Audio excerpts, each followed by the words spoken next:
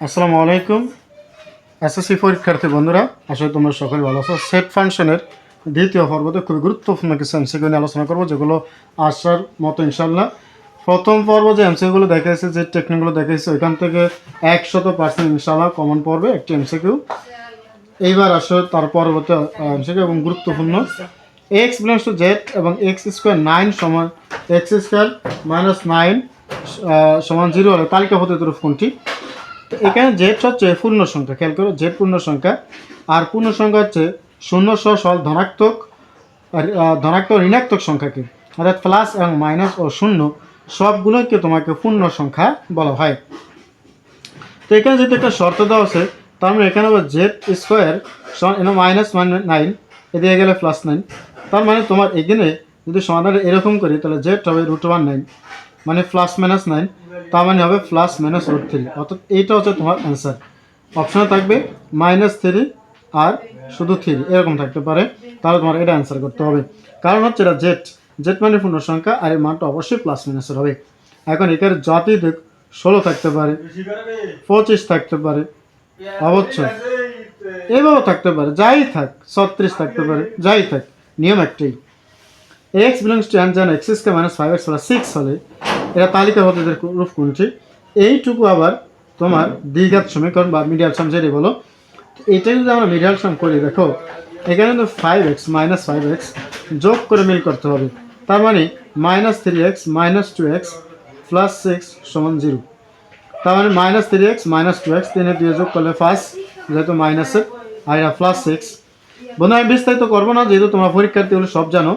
তার মানে এখানে অ্যান্সারটা হবে 3 আর হবে 2, অর্থাৎ 2 আর 3। কারণ এখানে দেখো 3 আগে মাইনাস, এখানে 2 আগে মাইনাস। যদি এরকম উভয়ের আগে মাইনাস থাকে, তাহলে সেগুলো আমার পরিষ্কার প্লাসের উত্তর হবে, আর তার আগে যদি প্লাস থাকে উত্তর হবে মাইনাসের। খেয়াল করো বিষয়টি একটু ভালো করে লক্ষ্য করো। এটি আমি বীজগণিত আরও ক্লিয়ারলি করে বলবো, এখানে খেয়াল করো। তো এখানে এটার আগে মাইনাস, অবশ্যই অ্যান্সার হবে প্লাসের, এর আগে মাইনাস, অবশ্যই অ্যান্সার হবে প্লাসের। তার মানে এখানে সেটটা হবে 2 এবং 3, +2 +3। আশা করি বুঝতে পেরেছ। বীজগণিত আরও বিশদভাবে আলোচনা করা হবে এগুলো। এক্স বিলংস টু জানো এক্স মৌলিক সংখ্যা এবং 2 <= x <= 7।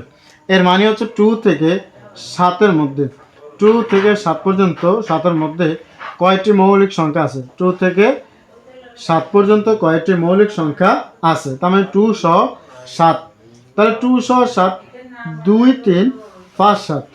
তাহলে এটা হচ্ছে কয়টি মৌলিক সংখ্যা? 4টা মৌলিক সংখ্যা, সেগুলো হচ্ছে 2 3 5 7। আসলে বুঝতে পেরেছ। এক্স এক্স মৌলিক সংখ্যা এবং 5 <= x <= 7। তো এক্সটা আমার মৌলিক সংখ্যা। মৌলিক সংখ্যার সংখ্যা তোমরা অবশ্যই জানো, বলে 5-এর থেকে বড় আর 7-এর থেকে ছোট যদি হয়, তাহলে এইটা তালিকা পদ্ধতিতে সেট কোনটি? তাহলে 5-এর থেকে বড় 7-এর থেকে ছোট এর মধ্যে একটা সংখ্যা আছে, যেটা আছে 6। এই 6 মৌলিক সংখ্যা না, তার এটার উত্তর হবে ফাঁকা সেট। আসলে বুঝতে পেরেছ। এবার 5 নম্বর, P1 ABC Q = CDE হলে P - Q। এই P - Qটা এভাবে না দিয়ে এভাবেও দিতে পারে, অসুবিধার কিছু নেই। তো এইখানে মানগুলো পরিবর্তনও থাকতে পারে, জাস্ট তোমার নিয়ম শিখতে হবে।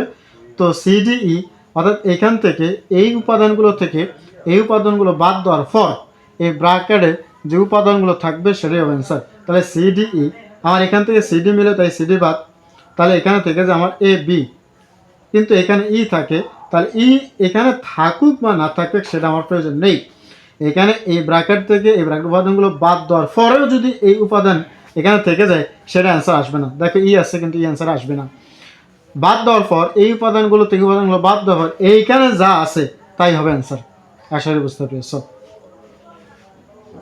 C = 3 4 5, D = 4 5 হলে C সংযোগ D। তো সংযোগ করলে কমন সব আসবে, তার মানে 3 4 5 হবে আমার অ্যান্সার।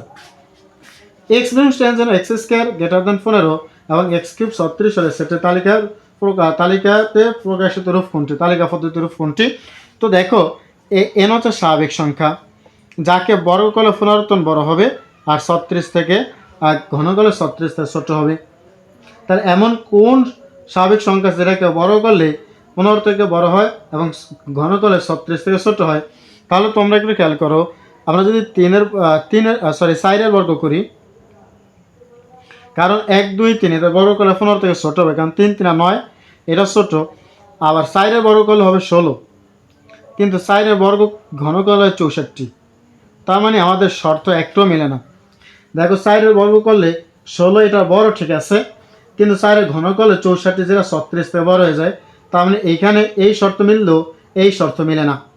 আবার 1 2 3 এর ক্ষেত্রে এই শর্ত মিললেও এই শর্ত মিলে না, উভয় শর্ত মিলতে হবে। যেহেতু কোনো জায়গায় গিয়ে আমরা কোনো স্বাভাবিক সংখ্যায় গিয়ে উভয় শর্ত মিল করতে পারতেছি না, তার মানে এটা অ্যান্সার হবে ফাঁকা সেট। আসলে বুঝতে পেরেছি। এ সমান 2 3 5 7 এর সেট গঠন রূপ কোনটি? তাহলে আমি এখানে লিখি নেই আসলে 2 3 5 7, 2 3 5 7। তোমরা ভালো করে লক্ষ্য করলে বুঝতেই পারবা এগুলো স্বাভাবিক সংখ্যা। 1 নম্বর হচ্ছে স্বাভাবিক সংখ্যা, তাহলে সেট গঠন পদ্ধতি হবে x বিলংস টু n, জানো x। 2 3 5 7, দেখো এটি আবার মৌলিক সংখ্যা, তাহলে x মৌলিক সংখ্যা, x মৌলিক সংখ্যা। এবং এবং 2 লেস দেন সমান x লেস দেন সমান 7, এভাবে থাকতে পারে। অথবা অথবা এরকম থাকতে পারে 2 লেস দেন সমান x লেস দেন 11, এরকমও থাকতে পারে। অর্থাৎ 2 থেকে বড়, 11 থেকে ছোট মৌলিক সংখ্যার সেট 2 3 5 7। আবার 2 থেকে 7 পর্যন্ত, 2 থেকে 7 পর্যন্ত মৌলিক সংখ্যার সেট, 2 থেকে 7 পর্যন্ত মৌলিক সংখ্যার সেট 2 3 5 7। এর দুইটার যে কোনো একটা থাকলে ওইটি হবে তোমার অ্যান্সার। আসলে বুঝতে পেরেছো, রমজান মাস, এজন্য বেশি ক্লাস নিতে পারতেছি না, একটু পরেই আবার আসার টাইম হয়ে যাবে। আদান দিয়ে দিয়ে জন্য বেশি সময় দিতে পারতেছি না, একটু একটু করে আগাচ্ছি। ক্লাসগুলো এভাবে ধারাবাহিকভাবে সবগুলো ক্লাস পেতে হলে অবশ্যই চ্যানেলকে সাবস্ক্রাইব এবং পেজকে ফলো করে পাশে থাকবা। আর সবচেয়ে গুরুত্বপূর্ণ যেটা, সেটা হচ্ছে কমেন্ট করে জানাবা তোমরা কোন অধ্যায়ের এমসিকিউ চাচ্ছ। ধন্যবাদ।